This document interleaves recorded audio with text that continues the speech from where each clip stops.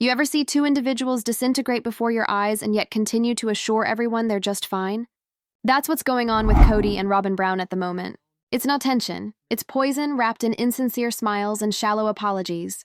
On the outside, they appear to be holding it together, but in the background, it's all coming undone. The rage, the jealousy, the resentment against Christine and her children, it's all boiling over, and they can't keep it hidden anymore. Hello, besties. Welcome back to the channel.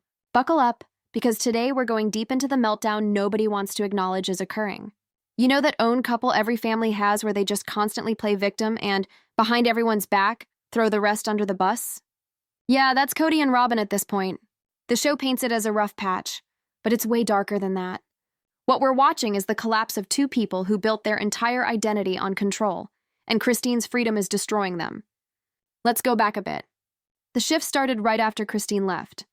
At first, Kody tried to act unfazed. You recall those interviews when he uttered such platitudes as, "I respect her decision, and I just want her to be happy"? Classic PR speak.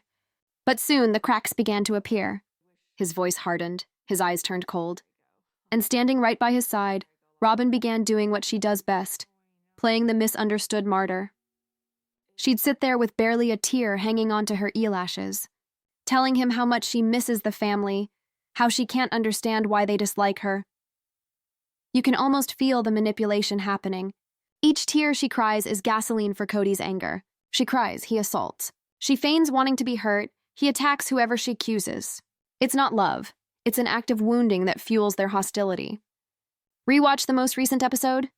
Pay close attention when Christine's children are being talked about. Robyn's face gets hard for a brief moment before she reverts back to her hurt look. Kody's jaw tightens up. There's no sympathy there, only revulsion. They hate the fact that the children have spoken up, that the world can see what they're doing now. Those children were quiet for years, respectful, even defending their dad's name. But after Christine was gone, they got their voices, and Kody despises that. Because all they say, all they tell the truth about, peels off another layer of his hypocrisy. And what does Robyn do? She calls it disrespect. She says they need to be more grateful.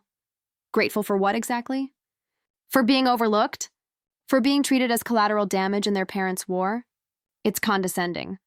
Robyn's whole persona relies on the notion that she's the sensible one, the reconciler. But she's not maintaining the peace. She's controlling the story. The more she acts like the saint, the more she makes Kody the avenger of her fabricated pain. And he loves it. It gives him a mission once more, something to fight for, somebody to guard. Someone who says he's right when everyone else has abandoned him. This is what no one's saying out loud. Kody and Robyn aren't united by love anymore. They're united by shared resentment. They bond over hating Christine. They bond over blaming Janelle. Their connection isn't passion, it's poison. Every dinner conversation, every interview, every private moment is a rehearsal of the same story. We're the ones who were wronged. It's delusion, but it's the only thing holding them together. Ironically, Christine doesn't even mention them anymore. She's out living her life, smiling, cooking with the kids, planning weddings, posting joyful chaos on social media. And that happiness gnaws at Kody and Robyn. Each time Christine posts something funny online, it reminds her that she was able to escape, that she escaped without their permission. And that makes them crazier because they can no longer manage her image. They can no longer control her narrative. Kody was once the man of the household, the patriarch, the voice of reason. Now he's the man screaming at spirits. Each episode resembles a therapy session he won't ever go to. He accuses Christine of breaking the family, but he knows better. It was broken already, and she just quit faking. And Robyn? She ain't fixin' him neither. She's trying to keep him angry enough to remain with her. Because if hell it's up on Christine, he'll have to confront the truth of his marriage to Robyn, and that's the one thing neither of them can bear. You can see it in their eyes now, the fear. Not of Christine, not of the other wives, but of irrelevance. They've created a decade's worth of story where they're the chosen ones, the final true believers, the moral compass. That's all over. The audience isn't having it. The kids are no longer quiet, and Christine's success is the evidence that the life beyond Kody's management does exist. That's what this vicious meltdown is all about. Two individuals recognizing the tale they spun for decades is imploding, and there's nothing to fill the space. And that, my friends, is merely the start. Because if you think this meltdown is done, Wait until you see what occurs when the lights turn off. This is no longer about bitterness, it's about survival. And they're out of fingers to point. Let's get one thing straight. This isn't a breakdown. This is a slow-motion car wreck, years in the making. You can follow each and every red flag, every manipulative tactic, every insincere apology that got us to this point. Recall when Kody would boast about maintaining his family spiritually aligned? What he actually meant was keeping them submissive.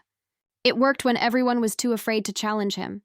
But the moment Christine said, "I'm done," the illusion shattered. She didn't just leave a marriage. She destroyed the system that gave Kody and Robyn power. That's why their hatred toward her burns so deep. She took away the one thing they can't live without: control. I watched Robyn's interviews from the last few seasons again, and there's a pattern. Each time Christine's name is mentioned, Robyn's entire attitude shifts.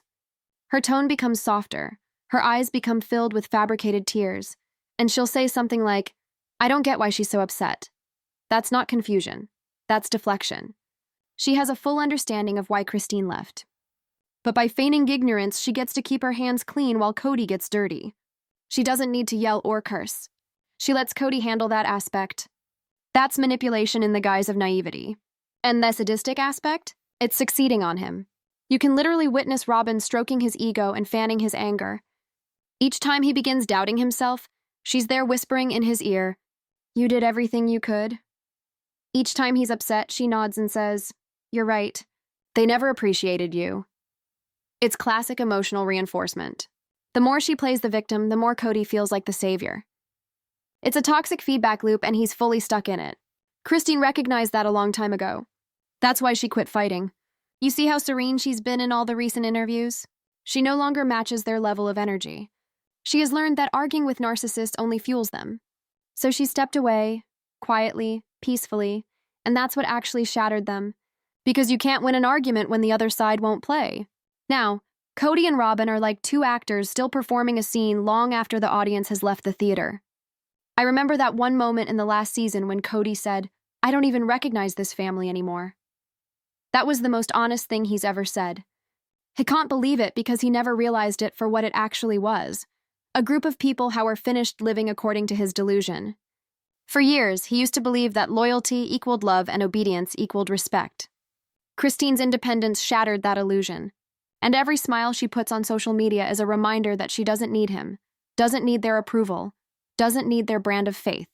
That level of liberty scares individuals who live on control. Whoa, let's discuss the children for a moment, since they're the actual victims in this situation. The pressure didn't only ruin marriages. It ruined childhood.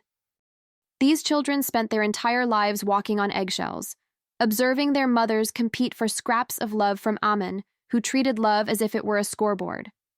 You can see the generational trauma now, the guarded interviews, the hesitation in their voices. And when some of them finally began speaking out, Kody called them disrespectful. That word again. Disrespectful.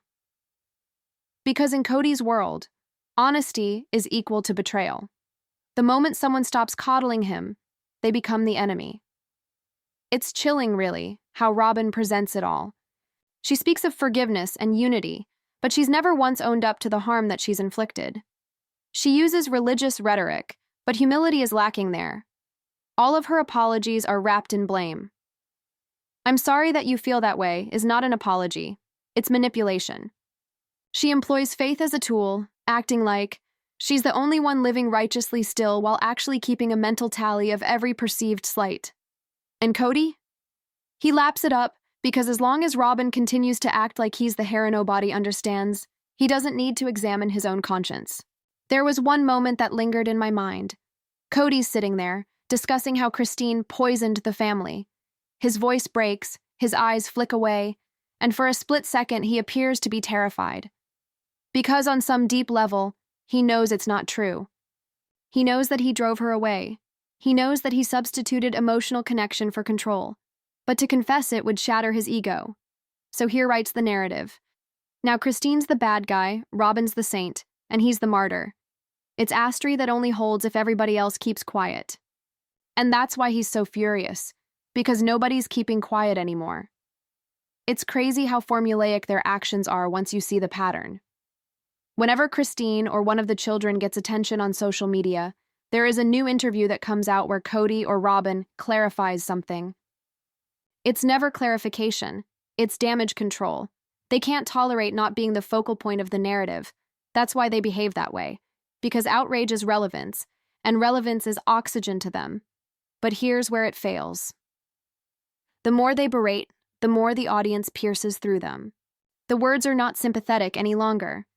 People used to pity Robyn. Now they're criticizing her. The viewers are not fooled by the tears, the poor me drama, the constant excuses. The mask is beginning to slip, and for the first time, Kody and Robyn are aware that they are not above criticism. They're the bad guys in their own tale, and the fans already know where they stand. And quite frankly, a part of me sort of feels for them. Sort of. Because this isn't the breakdown of a marriage, it's the breakdown of an identity. They spent so long trying to make the world believe that they were the ethical ones, the chosen ones, the faithful ones. But you can't construct happiness out of control and lies. Sooner or later, the cracks appear. And here we are, now witnessing them live in the aftermath. Furious, defensive, paranoid, and blaming everyone except themselves. Christine departed, but Kody and Robyn remain trapped in the cycle. The harsh irony is that their contempt for Christine is what keeps them together. It's the sole thing they share now. Remove it, and what do they have left? Two individuals sitting in an enormous house, filled with silence and remorse. That isn't love. That's jail with nicer decor. You know what's truly tragic? Deep down, Kody still thinks he's the victim. That's the saddest thing about all of this. In his head, he's battling for love, for faith, for family, but everybody else can see it. He's not battling to save anything. He's battling to remain relevant. He's battling the specter of the man he used to pretend to be. And Robyn, rather than supporting him in healing, fuels that illusion like it's air. They've created a reality where they're always correct, and everyone else is mean or unappreciative or unfaithful. It's delusion masquerading as devotion. And whenever they retell that narrative to the cameras, it rings a little more frantically. There's this expression Robyn has now. Have you seen it? That glassy-eyed look when she's discussing family cohesion. It's not sadness now, it's fear. She knows the audience doesn't believe her. She knows the other wives aren't returning. She knows the children don't believe them, but she continues to act, because if she doesn't, there's nothing. Her entire existence hinges on being the victim. Without that, she's just another woman trapped in a relationship that lost its romance many years ago. That's the worst part. She locked herself into the cage she constructed for everyone else. And Kody, he's coming apart quicker than he knows. Every time he gives an interview these days, he's more defensive, more agitated, more paranoid. He blames the fans, he blames the media, he blames Christine's influence. But he never glances at the one individual who's been whispering into his ear the whole time. Because if he does, if he actually confronts reality, he'll have to admit that Robyn wasn't his savior. She was his mirror. All his insecurities, all his fears, all his ego bruises, she reflected them back onto him and told him they were another person's fault. That's not love. That's codependence masquerading as loyalty. And the anger towards Christine's family? That's only the tip of the iceberg. It's not about her.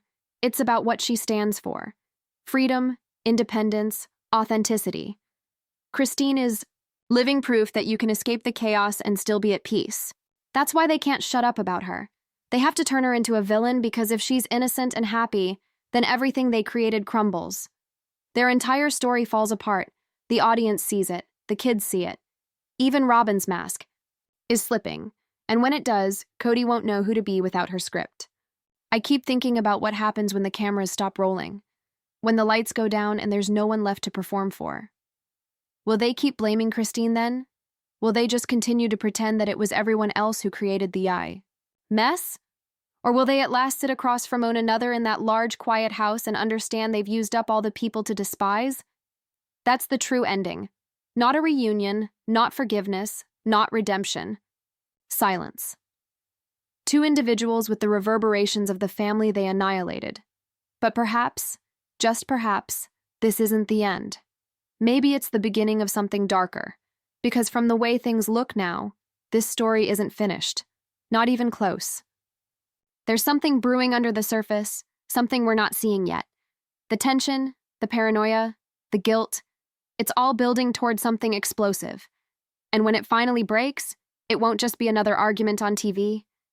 It'll Beth time that the world gets to see Kody and Robyn for what they truly are. Not lovers, not victims, just two human beings who couldn't bear to confront reality. And believe me, besties, that truth is on its way. The signs are all around us. You can sense it in their words, in their eyes, in the fissures in their flawless little world. It's only a matter of time before the final piece drops. And when it does, everything is going to change. So stay alert, because the meltdown isn't finished. It's only just beginning.